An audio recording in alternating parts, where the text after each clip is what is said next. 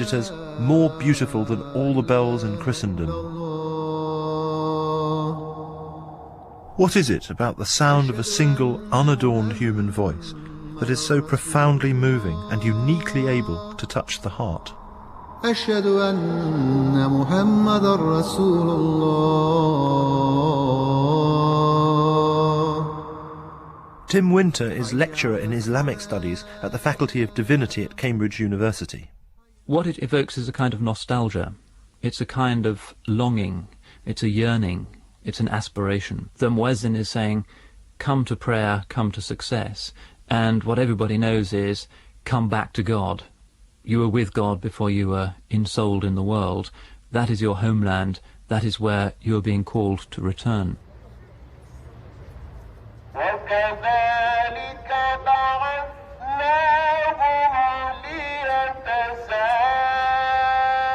Sheikh Hamza Yusuf is a leading Muslim theologian and lecturer at the Zaytuna Institute in California. The sound of the voice is the symbol that is our call to prayer. It's not a church bell. It's not the horn, the ram's horn of the Jews. It's the human voice. So when the mu'adhin calls, and the mu'adhin is the one that causes others to listen. Udhin in Arabic is the ear. And the mu'adhin not only announces, but he also causes the ear to hear the call. And so there's this Allahu Akbar, this penetrating voice. في كتاب الله يوم خلق السماوات والأرض. The highest art form in Islam is calligraphy, in which the beauty of the script is seen as a reflection of the beauty of the written word of God or Allah. The human voice then becomes, in a sense, a sounding form of calligraphy, and its ultimate place in religious expression is the chanting of the Quran, the most sacred element of Muslim life. But to chant the Quran takes years of training. There are academies in the Muslim world. I had the privilege of briefly attending one, where they take you through for 8 or 10 years the basic rules of Quranic recitation. It's an enormously sophisticated theoretical world with its emphasis on rhythms, on modes, the major, the minor, and other modes, on vocal embellishments and ornaments, grace notes, and on cultivation of the strength and the volume and consistency of the voice, using many of the tricks evolved quite independently that great opera singers will have been taught in the West. We believe that the Quran is the uncreated Word of God. And so we have a very specific way of speaking of the Quran. We do not describe the Quran as prose, but nor is it poetry. It is unique, and that is why the way it's chanted and recited is also considered unique. إياك نعبد وإياك نستعين اهدنا الصراط المستقيم صراط الذين أنعمت عليهم غير المغضوب عليهم ولا الضالين. There's a grief style called the huzn, where it's very mournful almost to listen to it, and it's often used for verses that relate to very profound, mournful things, talking about the hellfire and things like this. And then there's also another type of recitation that is very elevated and joyful, delightful. So the reciter will always use his voice to enhance or embellish the actual meaning of the verse. And this is a science that's learned and the Egyptians are particularly adept at it, but many other countries as well. بسم الله الرحمن الرحيم.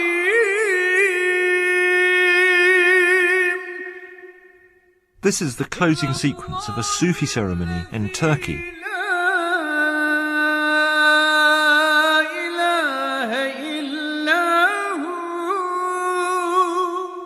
The reciter of the Quran expresses spiritual ecstasy in a remarkable vocal display unlike anything we might hear in the West, complete with swooping lines and extremes of vocal range.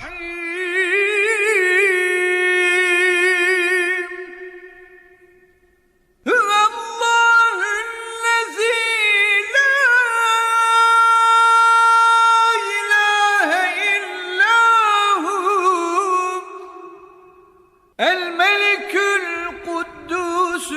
السلام المؤمن المهيمن العزيز الجبار المتكبر. Although we might not understand the words, the sound of this chanting can move our hearts. After all, a beautiful song sung in another language can still affect us, even if we don't know the exact meaning of the text. It's believed that the actual letters, the sacred sounds of the letters, have an impact on the soul and on the heart. And there are letters in the Quran. For instance, the Quran opens after the first very short 7 verses of the Fatiha. The very first extensive chapter in the Quran, called Baqarah, or the cow, begins A'udhu billahi minash shaitanir rajim, Alif Lam Mim. So these 3 sounds, Alif Lam Mim, are actually letters, and nobody knows what they mean. It's a belief that they do have a meaning, because there's nothing in the Quran without meaning.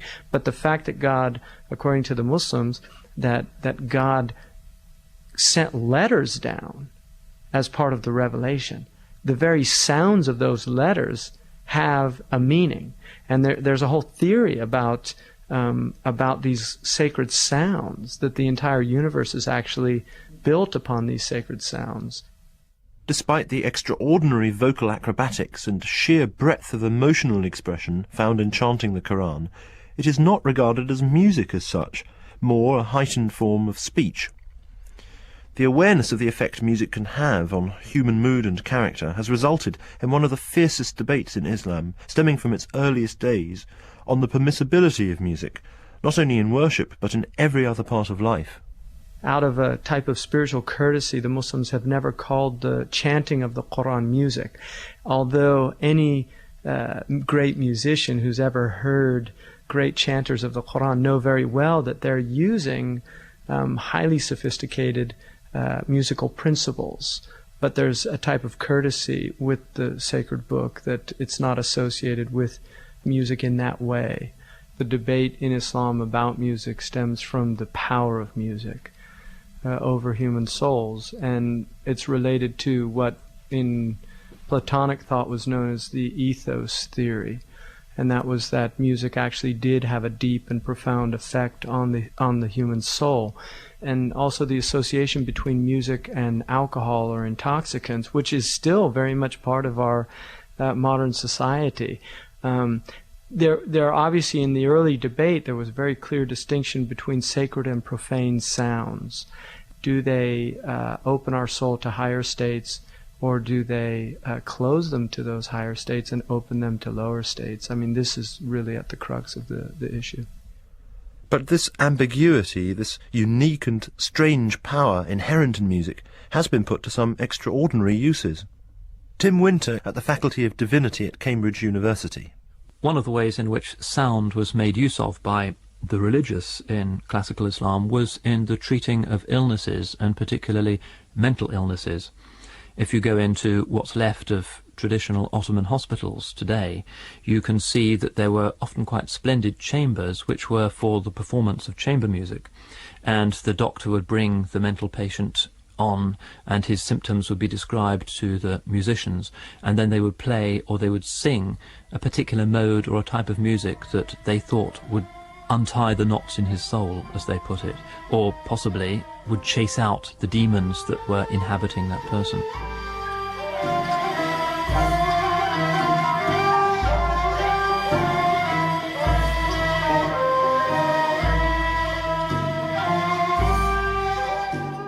And this is a tradition that continues to this day.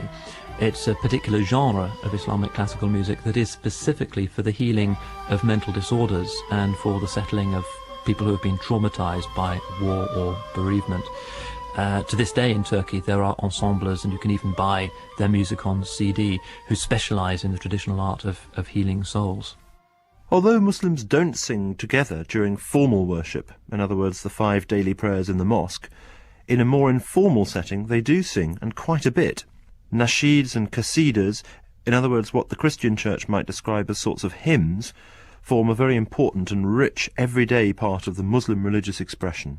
Islamic civilization, starting with the example of the Prophet himself, has cultivated poetry, and you think of names like Jalaluddin Rumi, for instance, who's now apparently the best-selling poet in America, whose poetry is often sung collectively.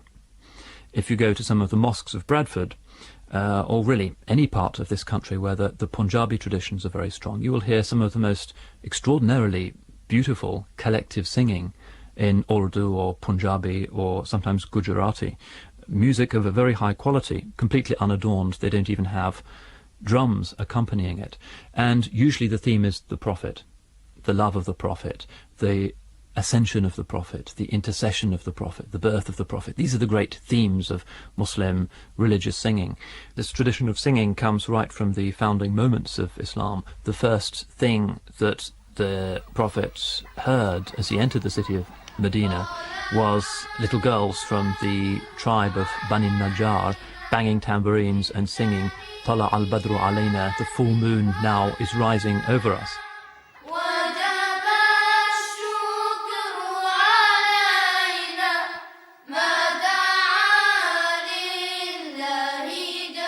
The Prophet was welcomed to his city by song, by a religious chant, and he very much cultivated the arts of poetry in the city of Medina because he knew that this was one way of popularizing the new monotheism and the new moral code amongst the Arab tribes in the hinterlands. In Morocco, there's a very famous one, and it's very beautiful, and it's sung in this kind of darija.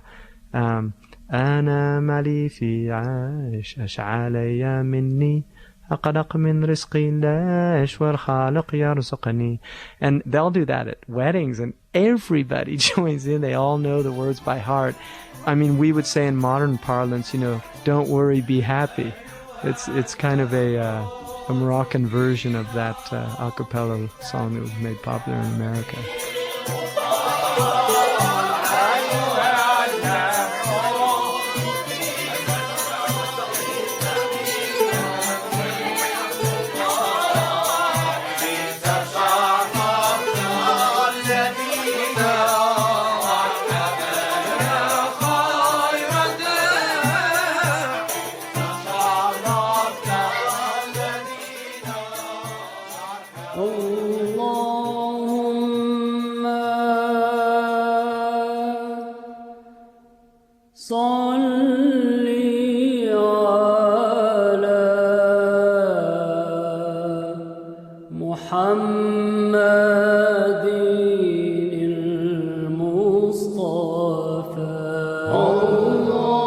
Hearing the chanting of the Quran has brought home to me once again the extraordinary versatility and power of the human voice, with its almost infinite range of expression.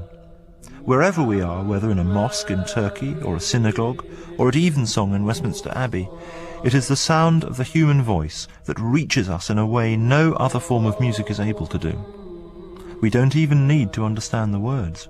The true meaning comes from the heart of the singer, straight to the heart of the listener.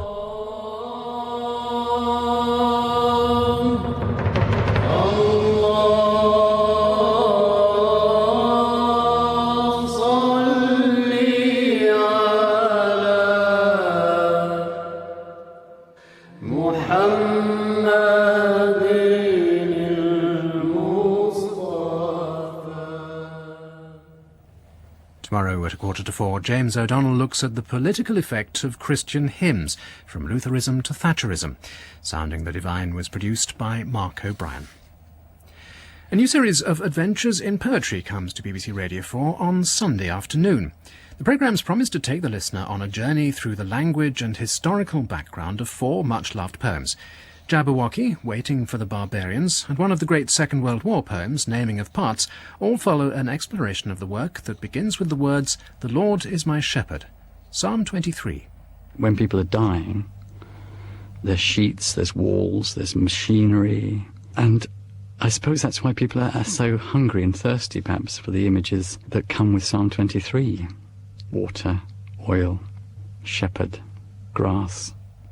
A work that's full of images that have embedded themselves into history, literature, and many cultures. Psalm 23 begins the new series of adventures in poetry, and that's on Sunday afternoon at 4:30.